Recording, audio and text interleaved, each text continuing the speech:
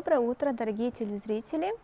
На базе центра «Мои документы» предоставляется платная юридическая услуга по составлению сделок с недвижимым имуществом. Наши специалисты могут оформить договора купли-продажи, дарения, мены, также договора купли-продажи с использованием средств материнского капитала.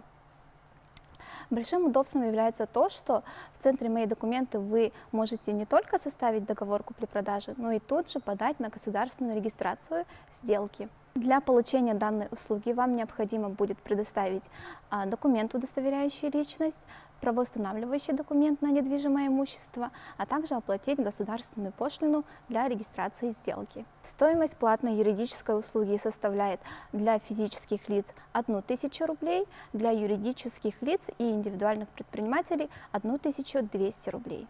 Срок государственной регистрации сделки составляет 9 рабочих дней. По результату вы получите выписку из Единого государственного реестра недвижимости. Платная юридическая услуга предоставляется во всех офисах центра «Мои документы» по Республике Саха-Якутия. Следует отметить, что сделки с недвижимым имуществом должны обязательно быть нотариально удостоверены в случае, если отчуждается недвижимое имущество, которое находится в общей долевой собственности и в собственности у несовершеннолетних либо недееспособных лиц. С более подробной информацией вы можете ознакомиться на нашем сайте www.mvcsakha.ru. Спасибо за внимание, хорошего дня!